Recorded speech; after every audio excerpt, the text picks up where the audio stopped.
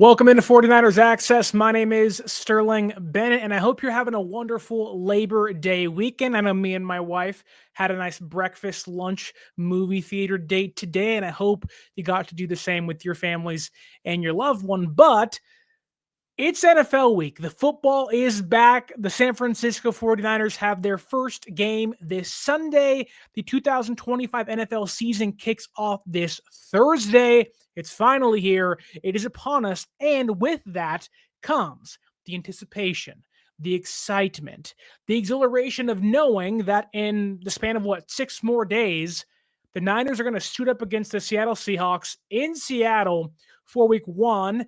And now we're wondering who's healthy, who's going to come back. And we have a ton of great news because San Francisco is finally healthy. San Francisco only has one player off on the sideline doing some work. Only one player currently injured. And that means Jauan Jennings, yes, the Jauan Jennings that I'm holding out. I have a calf injury. I want to make sure I get paid, and if I don't, I'm not going to play. That guy, Jauan Jennings, has returned to the practice field for the San Francisco 49ers, essentially tabling the negotiations for a new contract. Maybe we'll get into that in the show later. We'll talk about how he looked today at practice, how the calf look. Will he actually play in week 1 against the Seattle Seahawks? And where does that put the Kendrick Bourne sweepstakes? Because he was at the facility today in Santa Clara. Did he leave without signing a contract, or does that make their efforts even higher to re-sign and bring back KB into the red and gold? Don't forget to like, share, and subscribe to the show, and let's dive in to a very important day of the San Francisco 49ers practice, because the following players, which includes Dominic Puni, Kalia Davis, Yetur Gross-Matos, and wide receiver Russell Gage, have all returned to the practice field leading up to week 1 against the Seattle Seahawks. And within that group of 4 was another player, that being wide receiver Jauan Jennings. He was seen giving Kyle Shanahan and John Lynch, who were on the practice field today, a bro hug. Maybe a sign that a deal has been made, or maybe a sign that a deal is being worked on, or maybe simply just welcome back to the practice field. Thank you for rejoining the efforts to be out here and help the roster and the team as we hope to get back to the playoffs this season. But the Jauan Jennings negotiation tactics, which it now seems like the calf injury was much more minor than I thought it was, or at least was a less of a problem than I thought it was. That said, it does seem like that Jauan, with him being back, I'm not sure if that ends negotiations. I'm not sure if that simply means they're going to table them for the rest of the year, or again, it could mean that his agent, being Drew Rosenhaus, and the San Francisco 49ers are working towards something. I don't think that's the case. We'll get into more of that again in a second, but happy to have Jauan back. This is a big thing for San Francisco because we had a lot of questions as to, we had a lot of questions as to how does the wide receiver room look week 1 without Jauan Jennings? Can you trust Pearsall? Can you trust Sky Moore? Can you trust, Jordan Watkins, who's still hurt, but hopefully is back by this Sunday? Can you trust Russell Gage? The Jauan Jennings absence, albeit isn't, let's say, Ayuk levels or top receiver levels for San Francisco, it certainly felt that way because they don't have Demarcus Robinson, they don't have Brandon Ayuk, and not having your other top 3 wide receiver out there certainly hurts you. So good to have Jauan back. It's an impactful return for them. What does it mean though for his future in San Francisco? Because I do not believe Jauan Jennings has signed a contract. And since now we know via Matt Barrows of The Athletic that there is no deal in place, there is no deal done, I also don't think San Francisco is going to, or at least has upped his money for a year. It's certainly an option. Maybe they have, but in my opinion, I do not believe San Francisco has given Jauan Jennings more money. Now, that is under the understanding that the calf injury was relatively serious and there is some concerns there. Now, if Jauan was playing it up, then okay, that makes that option more viable for the 49ers. But I think if you're the Niners, you're like, dude, finally, man, like all this crap you put us through, which there wasn't podcasts, there wasn't, TV appearances or social media posts, but it was like, really? Like, this is the first time the San Francisco 49ers, that being John Lynch, Kyle Shanahan, this regime, have actually won a negotiation now. They've had easy ones, like Brock Purdy was pretty easy this offseason. Fred Warner and George Kittle were both also easy this offseason, but this is the first time that I can remember that this regime basically said, I'm not going to practice. I'm not going to play. I want you to trade me. And they held firm, called Jauan Jennings bluff and said, wait a minute here. Like, we know at some point your leverage runs out. We're not going to trade you. We're not going to sign you. We know you need us more than we technically need you. Now, we need you in between week 1 and week 3, but after week 3 comes back and Demarcus Robinson's fully on the roster again after his suspension, the Jauan Jennings absence becomes, or the hole in the roster becomes much, much smaller. So San Francisco finally called his bluff, finally said, we dare you to not play. And it kind of reminds me of the Raheem Mostert where he asked for a trade in 2021, 2020, whenever it was. And they said no. Now, at that point in time, Raheem had one crazy year, kind of like Jauan, but didn't have as much leverage. He asked for a trade during the offseason, and it felt like it was a weird, like, random one, where this one made some sense. This one, at least you can see Jauan, the writing was on the wall. He wanted more money. It makes, it's an opportune time for him to ask for more money, but good on San Francisco. They had made it a precedent that they would pay anybody. In fact, I was talking to Larry Krueger, Friday last week, and he was saying his kid was like, they're going to give in. They always give in. San Francisco never doesn't not give in. They'll cave eventually. That was kind of the sentiment of his kid. And I was like, really? Like, this one feels different. San Francisco is actively cutting money off the roster, at least they did during the offseason. They cut Floyd, cut Malik Collins. They have chosen to, be really picky as to who they pay. And initially, I was all for paying Jauan. But as time has progressed, it's like, no. Like, if you want to shake the kind of label you put on yourself, the reputation that you have of paying everybody and it being all hunky-dory and everything's fine, and we'll kick that can down the road, to shake that, you have to do what San Francisco has done this offseason. Cut maybe some useless money or the fat off the roster, trade Deebo Samuel away, trade Jordan Mason away, bring in guys like Brian Robinson where the Commanders are paying part of his contract and he's on a 1-year deal, getting Sky Moore for basically nothing, and not pay Jauan Jennings. Like, not paying Jauan Jennings, for as bad as it may sound, really is a large part into shaking that, that kind of label they put on themselves of paying everybody. Ayuk gets a deal. McCaffrey gets a deal. Trent gets a deal. Kittle gets 2 deals. Warner gets 2 deals. Pay Purdy. Pay Jimmy Garoppolo. At some point, that has to stop. At some point, you have to almost take back control, right? It's like having a kid. You give him more leash, then boom, can't be trusted anymore. You tighten that leash back up. That was Jed and that was Prague. We're going to give Kyle and John some leash, right? Going to give them some leash. They are winning football games. We are inches, 1 yard away, a made extra point away from winning a Super Bowl. Give them more leash. Okay, crap. That didn't work. Tighten the reins, bring them back in, and reel them back in to hopefully reset themselves. That's what San Francisco is doing. San Francisco smartly, at least as of September 1st, has not paid Jauan Jennings. They should not pay Jauan Jennings. And like they smartly have, called his bluff. He needs the Niners more than they need him. And I love Jauan. But they finally did something right here. I want to get to the YouTube chat for 1 second because Lori Matthews says, good evening, Sterling. Good evening, right back to you, Lori. Nice to see so many players back at practice. Yes, one man that's on the 53-man roster. was not practicing today, and that was Jordan Watkins, who was doing work on the side. For all the talk of the injuries of, are we worried? Are you worried? How are we going to get healthy? San Francisco is healthy again walking into week number 1. Everybody's back. Everybody's healthy, minus Jordan Watkins. So very, very, very great sign. Bobo asks here, or says here, trade Jauan Jennings, looks like, and Ayuk for Tyreek Hill. No, and no. I do not want Tyreek Hill on this roster whatsoever.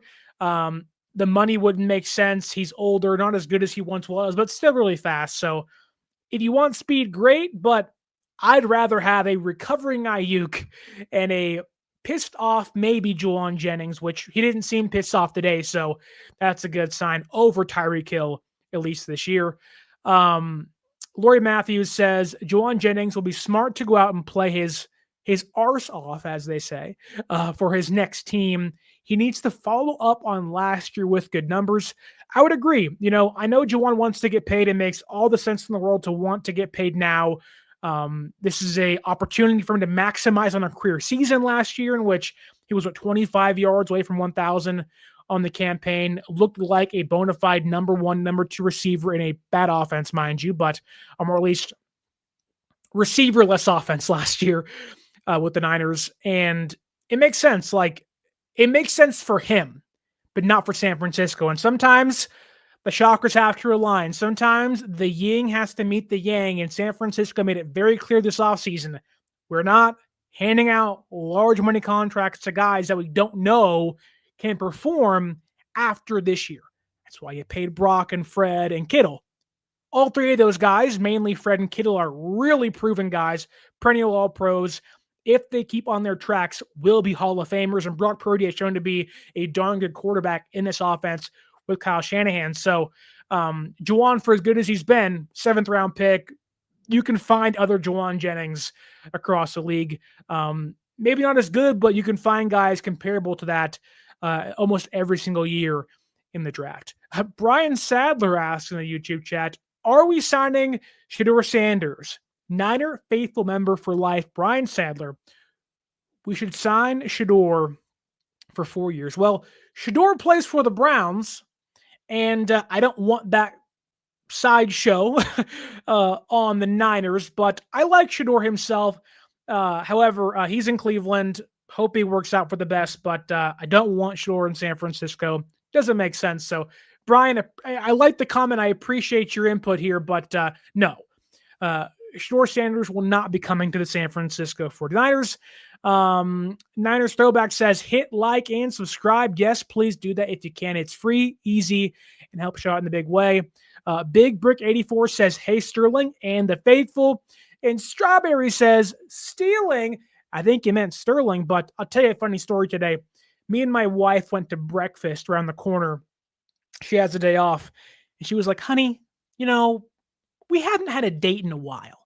I was like, all right, what do you want to do? And she thought the entire weekend, I don't know. I don't want to leave the house. It's hot. We have the dog. I don't know what we want to do. I said, look, we don't have to go out late. We can go out, early in the morning, avoid the rush of the traffic and whatnot. And she, okay, we go get breakfast. And you go to the waiter person, you go to the hostess, and you put your name down. And I tell her, hi, 2 of us, my name is Sterling. Like Sterling Silver. And I kid you not, in a room that was filled to the brim of people waiting to get in, instead of saying Sterling, she says, 2 for Sterloin? I could not help myself from laughing. I was like, who is Sterloin? Like, are you like what? Like Sterling, not Sterloin.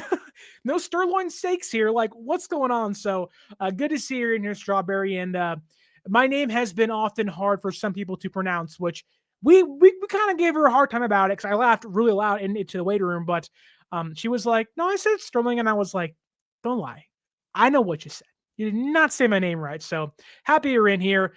Fish and Chips with the new profile picture says, healthy, with Kyle Shanahan's play calling not for long. You never know. sometimes it's not great. The 49ers 2025 says, "What's up, Sterling?" And so does Papa J. How you guys doing? Hope you guys are having a great Labor Day weekend. Hope you guys got out there with the kids and the wife and the husband and the family, whatever you got. 3-day weekends are always the best as we head into the most important time of the year, not the holidays, football season. But let's get back to Jauan Jennings because that is the big news of the afternoon. And a larger question is, how does the calf look? Because you can be out there, but we've heard during the OTA sessions, during training camp, Jauan has a calf injury. So how did it look today? Jauan looked fine. Jauan looked, if he wasn't 100%, 99.9%. He was out there, full on sprints, doing some cutting. Jauan looked like he had been practicing the entire time. No wrap on his leg. But I will give you this. He refused to talk to the media today. Now, I don't think that is related to his injury. However, I do wonder if that, they said he would talk to the media later in the week. Does that mean on Thursday? Does that mean on, Sunday after the game? Who knows? I'm hoping it's not Sunday after the game. You'd rather hear from Jauan before that, put this behind them. And Jauan doesn't feel like somebody that'll put his foot in his mouth. He's not going to crap on the team. But you'd rather kind of have this be in the rear view mirror for you. You'd rather have, Jauan fully focused, the team saying, we don't care about Jauan's contract, whatnot. The way John and Kyle looked like in their press conference last week, disheveled, annoyed, pissed off. I'd rather have Jauan be that of like, I don't want to get into it, behind closed doors and stuff like that. Big Brick 84 says, I don't blame Jauan for ducking the media. He already knows those questions are going to be, You're right. I don't blame Jauan for doing it. However, I think he should talk to them because he hasn't talked to them in like a month, which he doesn't owe the media that. But you would like to think that Jauan would at least address it, put it behind them. And look, and every single question will be, why'd you hold out? How's the calf? There's reports you're asking for $20 million. And that's the media's job. They have to ask that. And so I can get Jauan being like, I don't want to do that. I don't want to do that. But in regards to the calf, he looks fine. In regards to the media stuff, I also wonder, like, I don't know, like when you're in an argument with somebody and you're adamant you're right, which I think in this case, that's Jauan. Like, I deserve, if he was asking for $20 million a year, I want to get paid. I deserve to get paid. I'm right. And when you're proven wrong, like Big Brick 84 says here, humbled. And that was regards to his purple hair today, but I'm sure to a certain extent it was like, man, like I am a little bit embarrassed. And that's from my perspective, not his perspective. So maybe that isn't the case, but you got to think you're walking into a situation in which you've lost. In San Francisco in previous years have been losing negotiations to Ayuk. They look foolish. They didn't trade him when they could have. They didn't sign him when they could have. Ayuk pulled out of a deal and redid a deal. They kind of looked dumb because of the Deebo Samuel contract and the Nick Bosa one, in which there's a varying degrees of wins and losses there for those certain contracts. But San Francisco often looks like the fool in these deals because they wait so long, guys miss camp, they hold out, they get him signed, they have a pretty, piss poor either first year of the contract or never live up to it, kind of like Deebo Samuel didn't. Maybe outside of 2023, he was pretty good that season. However, San Francisco finally was like, look, we're done looking foolish. Hence why Jauan walks in today of like, you got me. Oops, what can I say? I'm humbled. But out there smiling, dancing, having a good time, dapping up John and Kyle. So there has to be some bit of humbling for Jauan of like, well, that didn't work. I might as well come to the practice facility today and put some reps in because I know I have to be out there. Um, week one against Seattle. I don't want to lose money. I can't afford to lose money. And San Francisco is probably like, yeah, like they're back there popping champagne. They're out there popping bottles, Wolf of Wall Street style. Like they just won the freaking World Series. Like, oh, thank God we didn't pay Jauan. Yes. And like they're out there doing body shots. It's John and Kyle. It's Jed and Jed and Prague. Like, oh, thank God. Um, Now I'm envisioning Kyle Shanahan taking body shots off of John Lynch, which is disgusting. And I never want to see that in my life. But knowing Kyle's kind of a freak and kind of gets down. But it definitely was a celebration today in the Niners facility, knowing we didn't pay Jauan Jennings and he's here and he's back. So that is a win for the San Francisco 49ers. And there seems to be some discussion in the YouTube chat regarding Jauan's calf injury. Papa J says here in the YouTube chat, in my opinion, people are missing the point that his calf is good because he took time to heal it. I do think that there is something there that maybe Jauan's, like the way I read it was Jauan's calf injury was real and San Francisco was worried it could become really serious. They're not meant to be played with or toyed with. And the rest for almost the entirety of training camp would likely mean he, have time to come back and be ready for the season opener. But there also is, which may have more credence now and maybe the entire time during his holdout or injury, that Jauan didn't want to practice during negotiations, and that John Lynch has kind of been saying that to speak for Jauan to kind of hide it.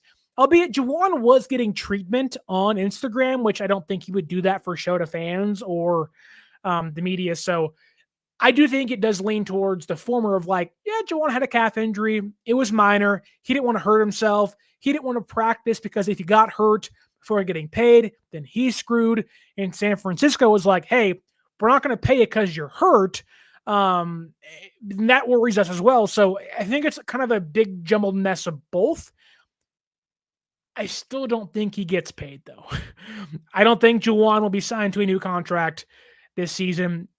Maybe that means Jauan will get a higher guaranteed contract for 1 year after coming back for a few weeks. I can see San Francisco, if Jauan comes back for weeks 1, 2, 3, and 4, and proves he's healthy for a year or for 4 weeks or so, to give him more money this year.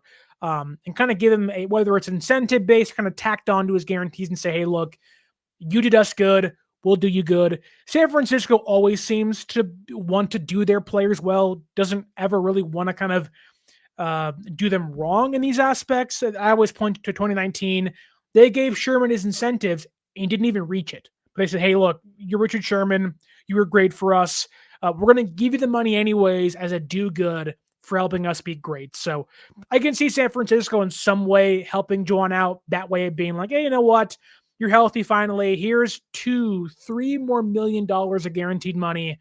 Redo his deal, then go on from there. But as we stand now, Jauan back for 1 day. I do not think Jauan gets paid at all by San Francisco. I think they are in the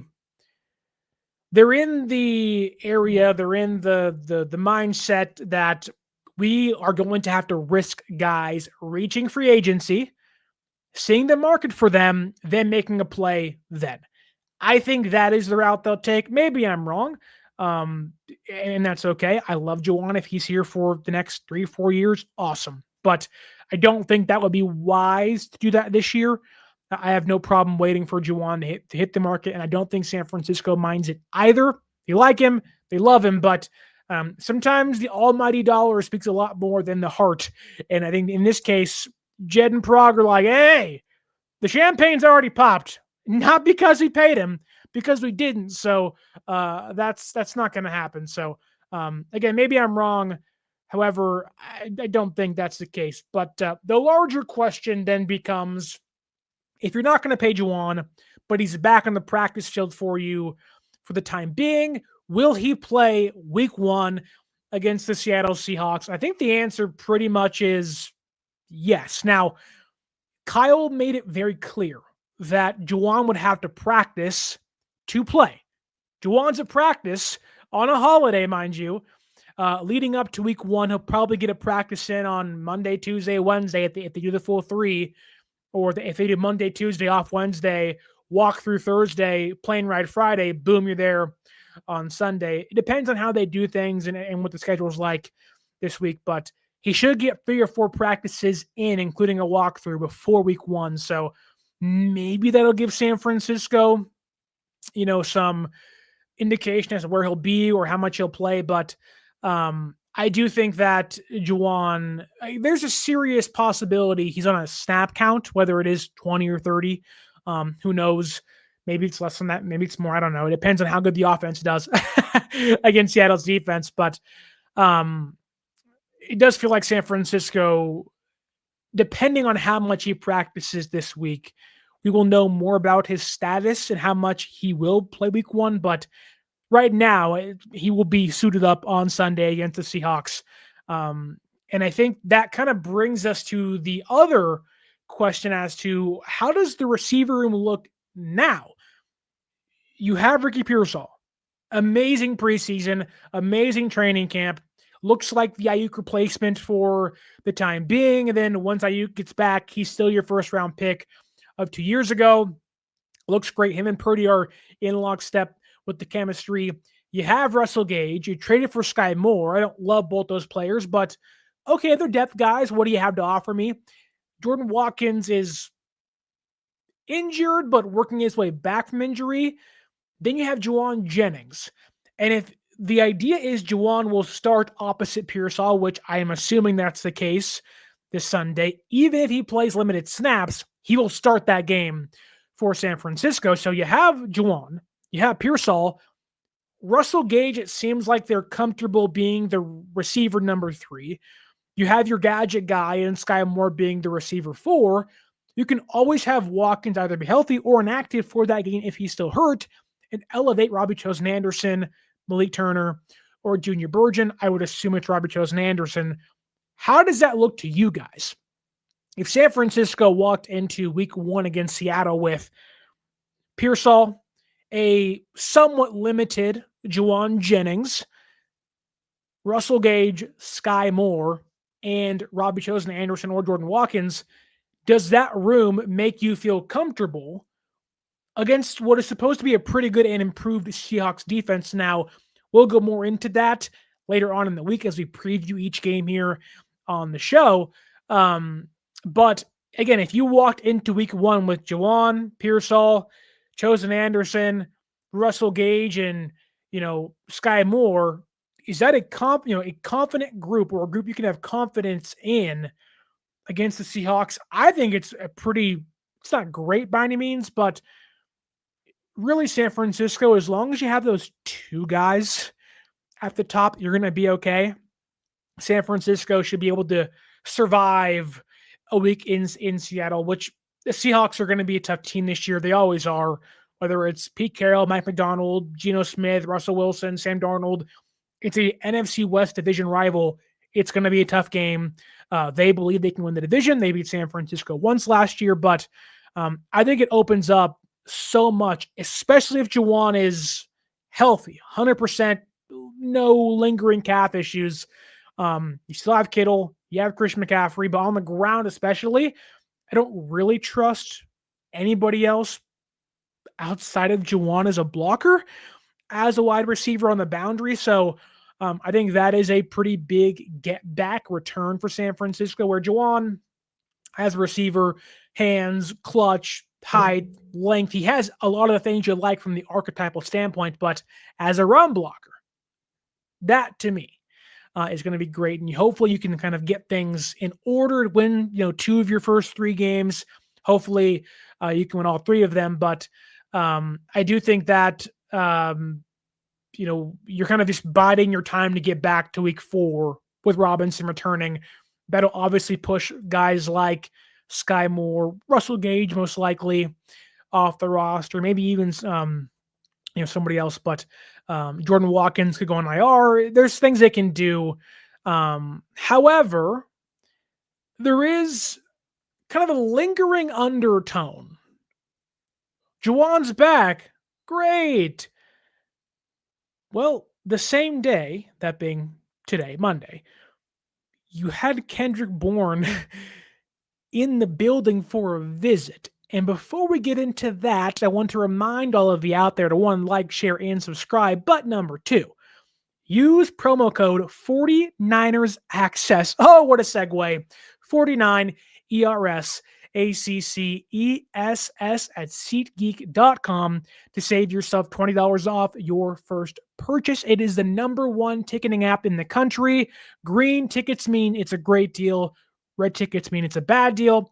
I use it. My wife uses it. My family uses it. It is the best place to help get the best tickets in a pinch or way ahead of time. And I'm going to help you save some money on top of that by using promo code 49ers Access, 49 ERS ACCESS at SeatGeek.com. You can save yourself $20 off your first purchase. Let's talk about Kendrick Bourne, because with Jauan back, it does complicate things. Or maybe it doesn't complicate things and it's really maybe more simple than we're making it out to be. But one option is for San Francisco to simply sign Kendrick Bourne and place, maybe it's Jordan Watkins on injured reserve for the time being. Now, I hate to do that. I think it's unwise, but they'd have to find a roster spot open if they do sign Kendrick Bourne. So that is one route to take. Get Kendrick Bourne in the building, and it may indicate that if they do sign KB, that one, they don't love the depth in the room behind Jauan and Pearsall, but two, maybe Jauan is still having calf issues, which doesn't seem like it's the case, but you never know. Something, Jauan maybe held out the entirety of training camp, so you never know what's going on with the wide receivers' ego and head when they want some more money. So that's one option. The sign Kendrick Bourne, improve your depth, give you somebody that knows the offense and can probably run at a fairly consistent rate compared to guys like Junior Burgeon, Robert Chosen Anderson, who was pretty good in the preseason, or Jordan Watkins, Sky Moore, other guys like that. So that is an option. They can also sign KB and then not place Watkins on IR. They can maybe cut Saran Neal. I would not do that, but that's an option maybe. Or cut Jake Tungis and utilize Tungis or Braden Willis on the practice squad as an elevation. I wouldn't want to do that, but sometimes, and we've seen it already in the last week or so, San Francisco has been kind of tinkering with their roster in small ways to hopefully improve it this year. You saw them, cut Evan Anderson after they got Jordan Jefferson in there, and they re-signed Anderson to the practice squad. They're trying new things to help insulate the roster and give them some more depth. That's an option. Cutting fringe roster guys to make room for Kendrick Bourne. Would I do that? No. Would I even sign Kendrick Bourne?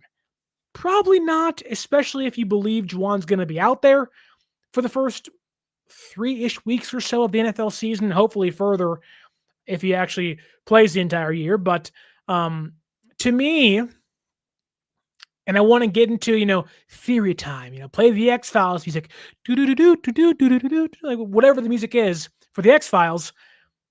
Can I toss a theory out to you? Kendrick Bourne, love him. The vibes are great. The smiles are big. You're having a great time. He was a good receiver back in 2019 and 2018. There's reasons to love KB. Am I wrong to believe? Am I off my rocker to think that the Niners may have been using Kendrick Bourne as a simple pawn in their game to reel in Jauan Jennings and lure him back to the practice field and say, hey, Kendrick Bourne knows the offense. Kendrick Bourne has played in the offense and was successful before you were here, Jauan. In fact, Kendrick Bourne may have been Jauan Jennings before there was even a Jauan Jennings in San Francisco. Oh, Jauan wants more money. Oh, Jauan may hold out. Oh, Jauan may not play week 1. we'll sign Kendrick Bourne. Papa J says Papa J says that was the worst X-Files music imitation I've ever heard. Hey man, I'm not known for my musical talent, so forgive me on the show as I try to have some fun here on a Labor Day afternoon. But I knew it wasn't good, but I thought you'd like it out there. So I gave you a little taste as to what we're doing here on Labor Day here in 2025 on 49ers Access. But I do, to a certain extent, I'm not going to go,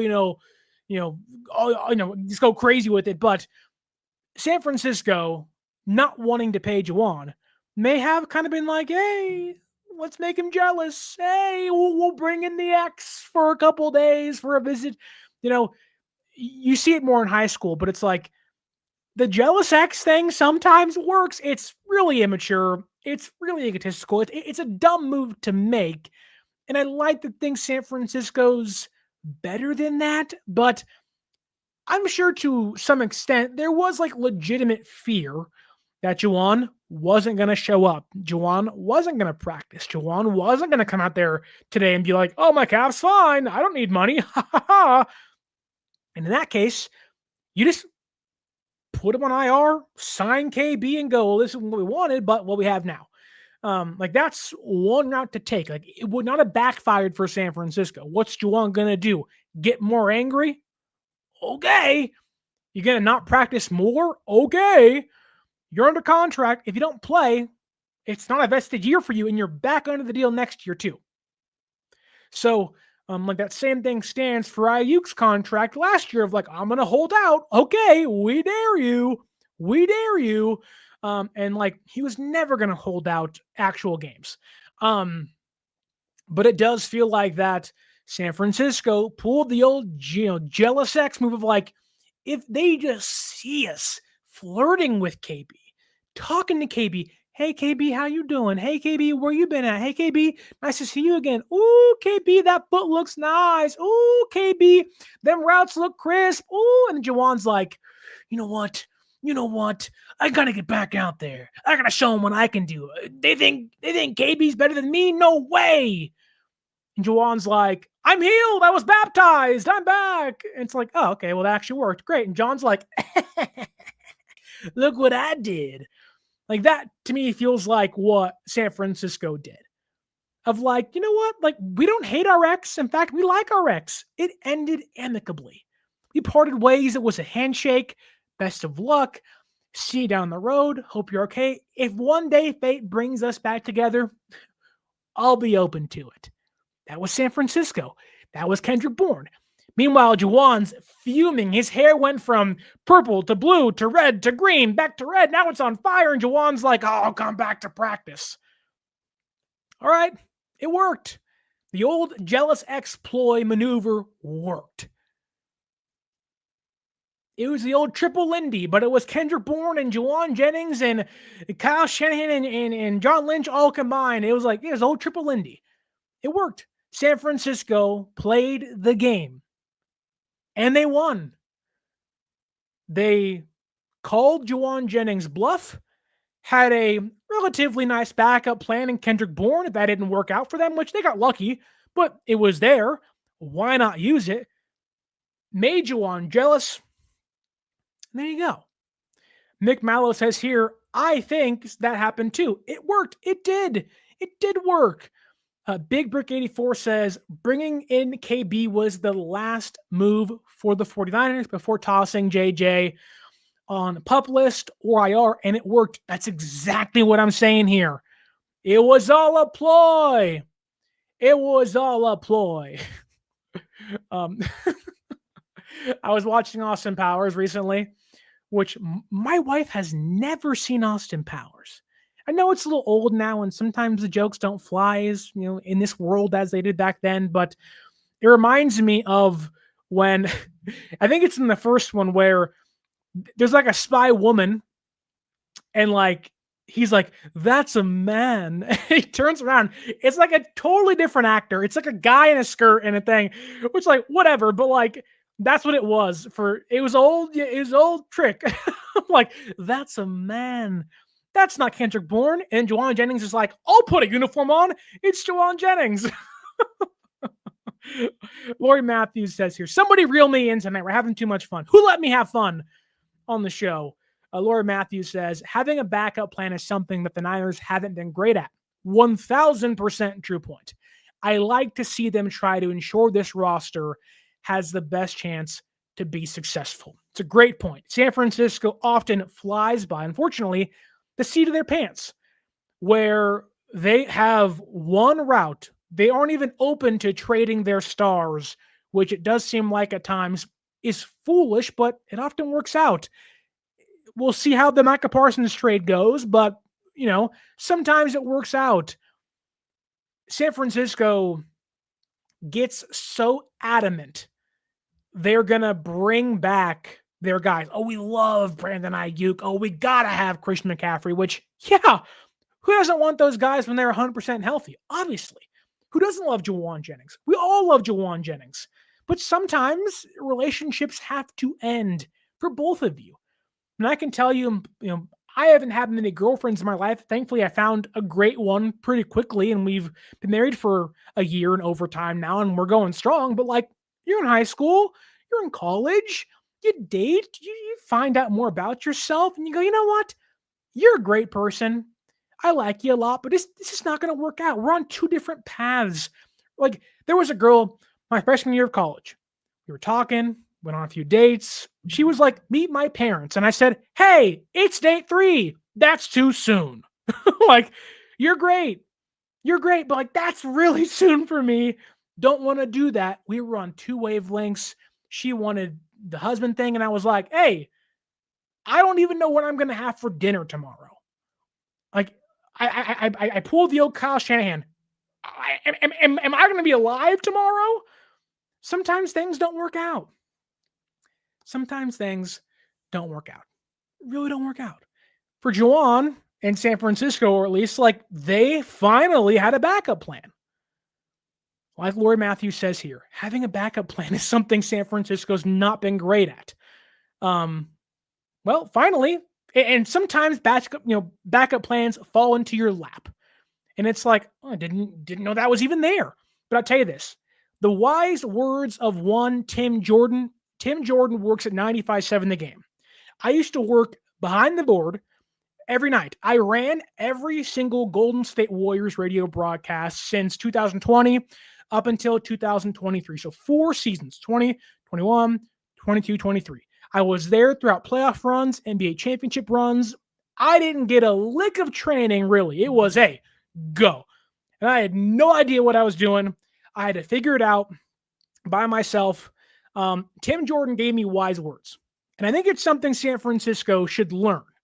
And Tim Jordan is the head engineer at Odyssey and 95.7 The Game. He said, when things go awry, when there's chaos, when you don't know what to do, and you're just losing your mind, you're panicking, always prepare and have a place to safely land the plane being whatever you're doing, right? My wife, when she's driving, hey, be a defensive driver. Don't be aggressive. Know where your escape routes are in case some jackhole behind you goes nuts and is swerving and this, that, and the other.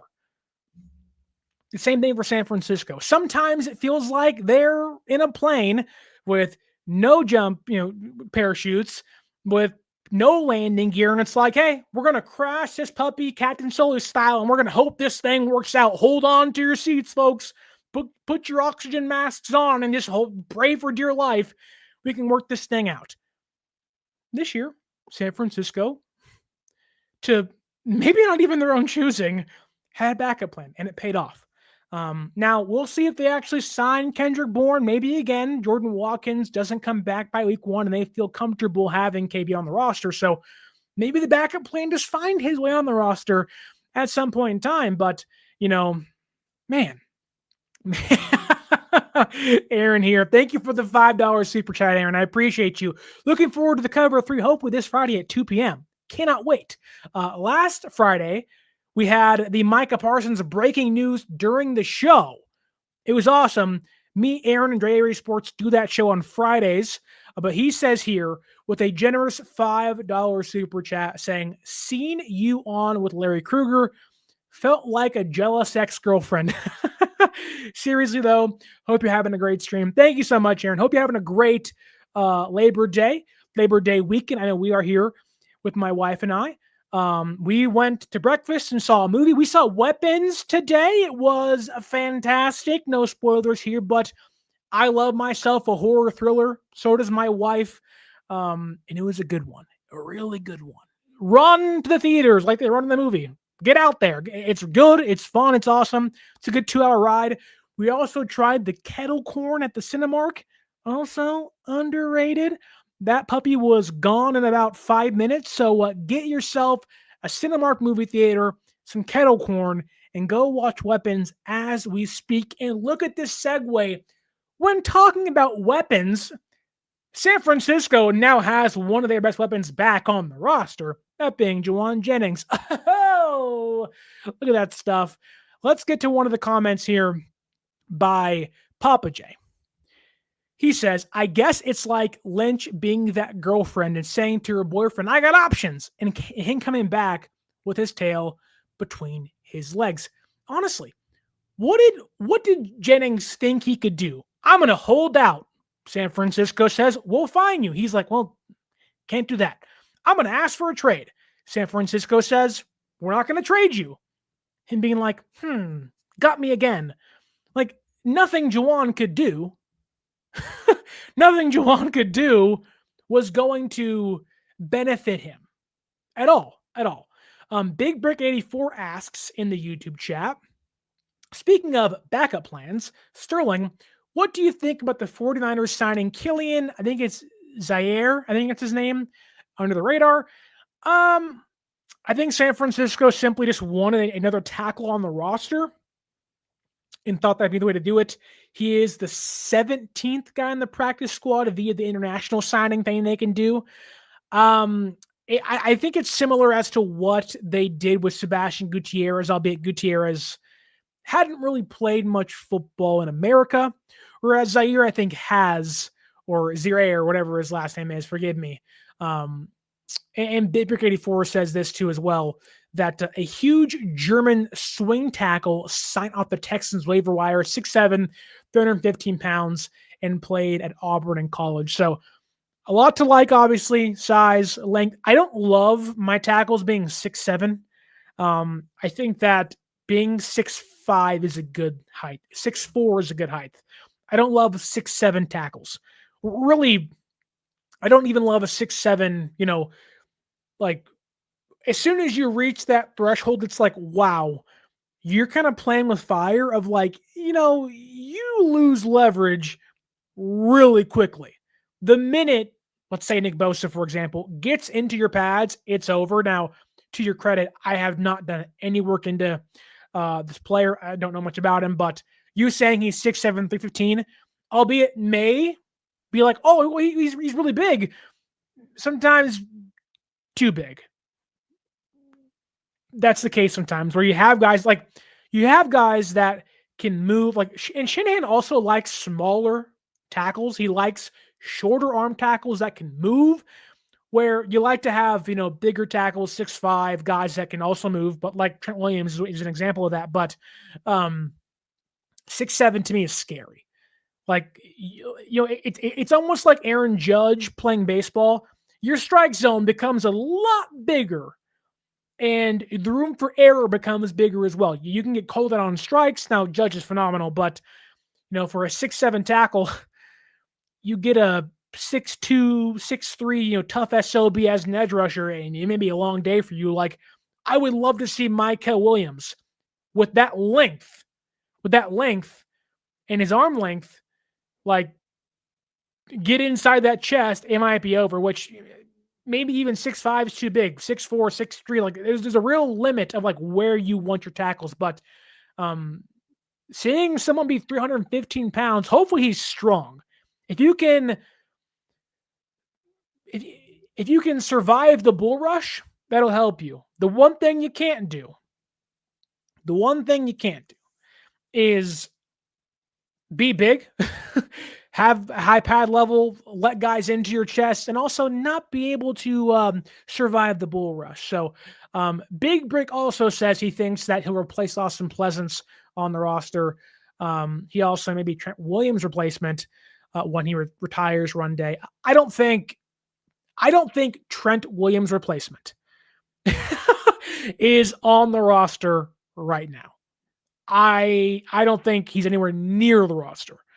Badger says Larry Krueger, friend of the show, mind you, already has this guy in the Hall of Fame. Love Larry. Sometimes he does get a little over his skis with the pro comparisons, but love Larry. He's a great guy, great dude. Me and him talked for a long time on Friday. It was a great show. Love being on a show. He's always been kind to me, a good guy in person. I worked with him for a handful of years at 95.7 The Game. And he's always been one of one Larry Krueger. Don't always agree with the football takes, but he's a pretty good dude that I've always have had good things to say about him. Always treated me well on and off screen. So love myself some pig in a pickle Krug show. That's how I word that. Aaron from 49ers First Takes also says, if Demarcus Robinson and Pearsall ball out this year, I can see the Niners moving on from Jauan Jennings and Brandon Ayuk. I don't think it'll be both. I think it'll be one or the other. I don't have Ayuk's contract in front of me, so forgive me for this. I'm not prepared for this question. I do think that Jauan right now is more likely to not be back in San Francisco than Brandon Ayuk. I think that's a pretty high possibility that Ayuk is here. Looking at his contract for next year, there is an opt-out or potential out in 2027, so that's an option. We'll see if that gets triggered, but I think it's by him. However, San Francisco's dead cap goes to $55 million via trading a $15 million dead cap hit. You can say that San Francisco may be better taking on a bigger dead cap hit before things explode in 2027 to a $41 million cap hit and a $43 million cap hit. But the options are open. Like, if Ayuk comes back and is healthy and looks great, San Francisco can also just say, let's redo your deal. I just don't think that, like, Trent, to me, impending free agent, if he wants $20 million, the odds San Francisco lets him walk are pretty high. Whereas the odds San Francisco can actually trade Brandon Ayuk to another team are pretty low with his money.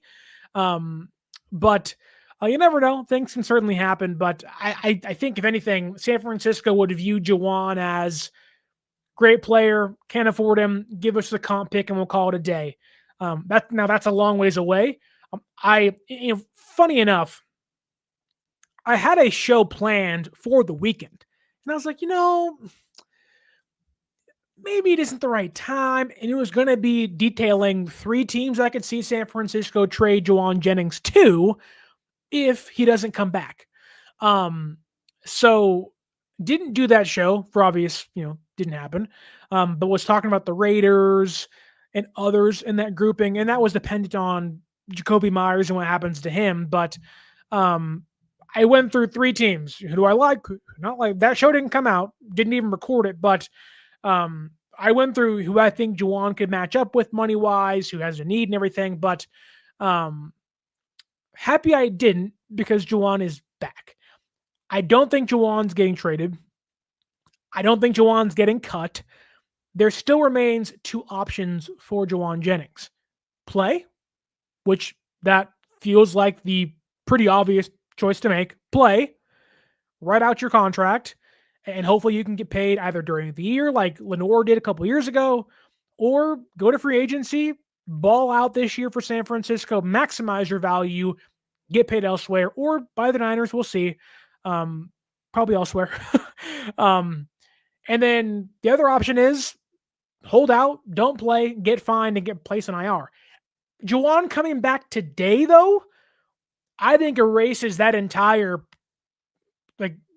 that's gone. the fact that he showed up today to me indicates that he's not holding out, and San Francisco will not place him on IR. That option is off the table. It's not there. They'll just fine him, suspend him, and if he comes back, maybe he'll recoup the money. San Francisco again always likes to do good by their players and bring those guys back, but people did not seem to believe they were going to penny pinch and be fickle, and here we are. Jauan's probably not getting paid for multiple years. To put this in stone, I do not think Jauan Jennings will sign a 2 or 3 year deal contract with the San Francisco 49ers. I do not believe there'll be an extension in place with JJ. Love him, like him a lot, think he's a heck of a player. I do think there is an option for San Francisco to up his money this year. Give him a do-good. You were great last year. We love you a lot. We want you to stay here, hopefully long-term, but we can't meet your needs. And see where that goes when the season's over with, or return to the negotiation table by weeks 12. But that seems to be the two, that right there in stone. I do not think Jauan Jennings is getting signed to an extension. Now, I'm sure tomorrow it'll say Jauan Jennings signs a $36 million deal with San Francisco with the 42 with incentives. But that just doesn't seem like that's going to be the case for JJ. And if it happens, awesome, great. I don't think I would want them to do that. I don't think I'd be a fan of it. Honestly, let me ask you guys this.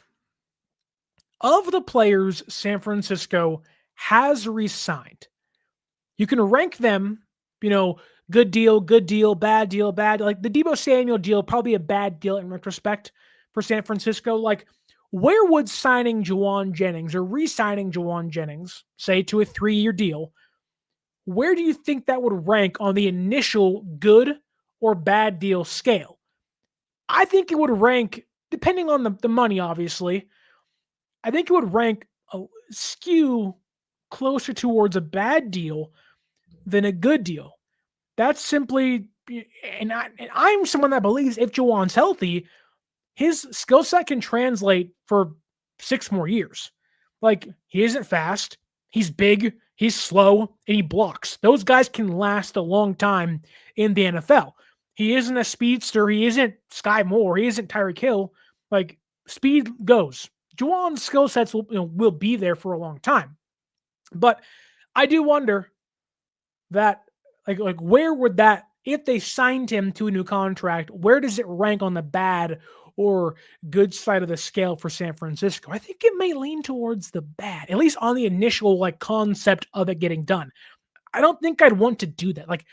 I would be more for San Francisco or Christian McCaffrey's deal, Ayuk's deal, Trent Williams' deal, Warner, Kittle, Purdy. I'd be more to say those were good deals, or at least have a higher chance of being good deals for San Francisco compared to a Jauan Jennings contract. I don't think I would even want to touch Jauan at all.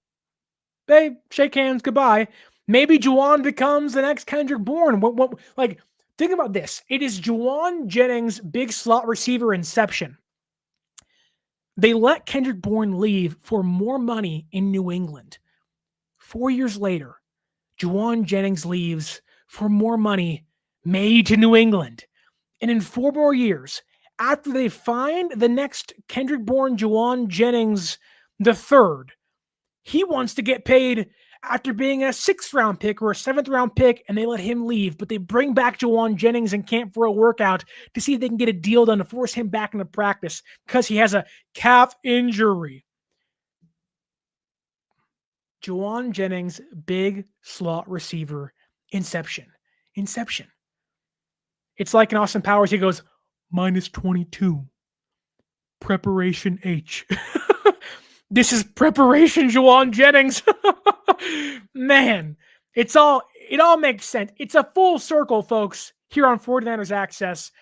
Kenny 49ers asks here, Sterling, how was your show with Larry Krueger? Were you able to talk?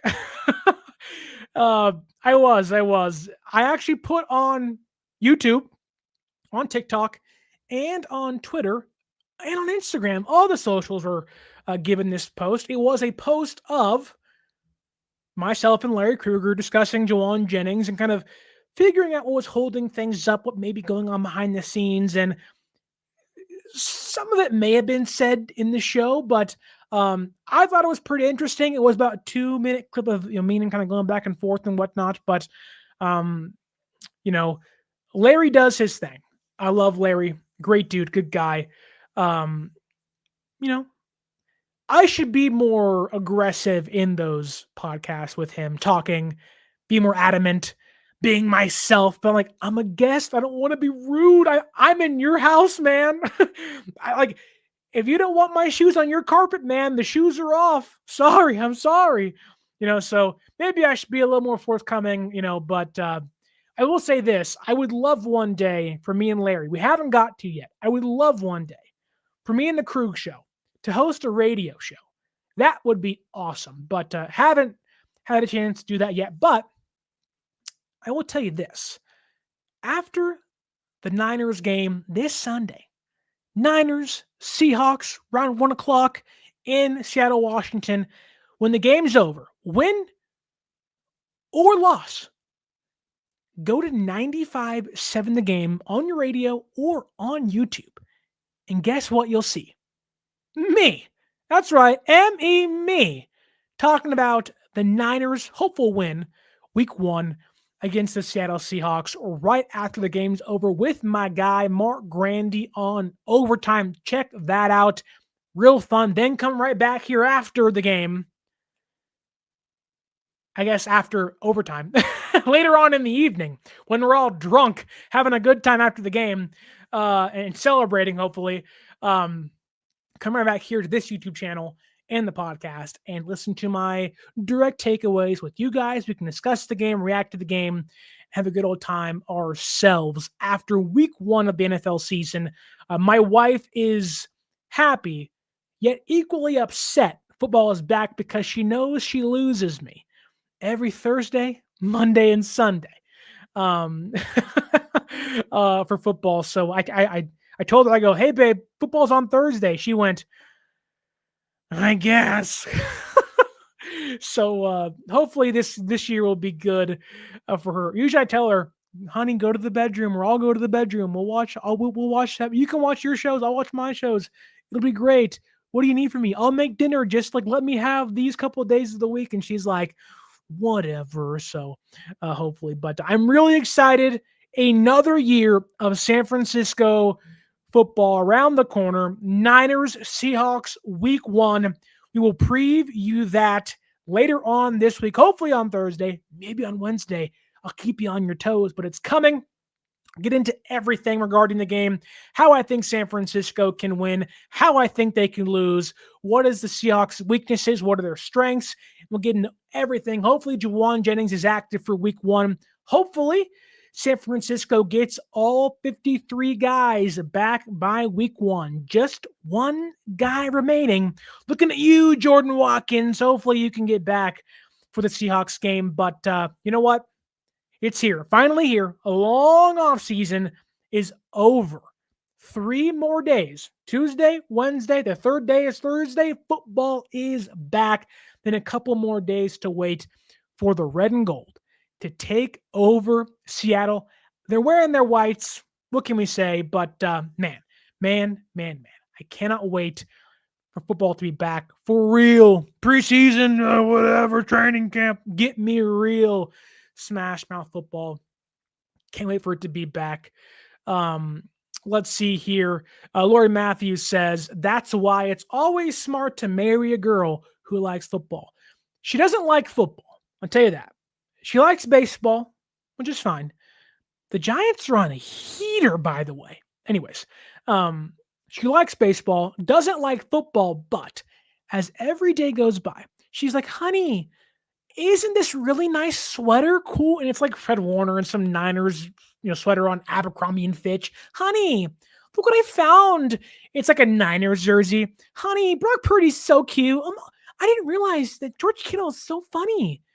And I'm like, yeah, it's great. It's great. So she's slowly kind of unpeeling the banana to her being a Niner fan. So it's getting there. Papa J says here, you have to mod your wife so she can get us in line.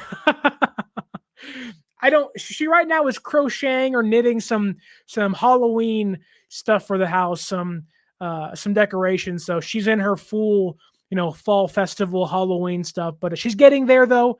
We are entering what I like to call the spooky mama season, the scary season. The horror movies are going to be on, or the horror movies are going to be on. Really enunciate that word better for the ladies out there. But horror movies are going to be on. Can't wait. Cannot wait. It's going to be awesome. Niner football this Sunday. Don't forget to come back to this channel. Thank you, everybody in the YouTube chat. You guys have been great. The conversation's been phenomenal. Hopefully you guys can like, share, and subscribe to the show here. Tell your friends about it. If they're Niner fans, if they're Seahawks fans, come back to this very YouTube channel later on this week to preview Niners, Seahawks, then come back on Sunday to react to the hopeful win by the San Francisco 49ers. Hope you guys had a great Labor Day weekend. 3 days off. What a treat that is. I wouldn't mind more of that in the future. Holidays are right around the corner, but the year's flying by, but that just means football gets here a little faster, which is never a bad thing. Thank you, everybody in the comments. You guys can follow us on social media at 49ers_access is the X or Twitter.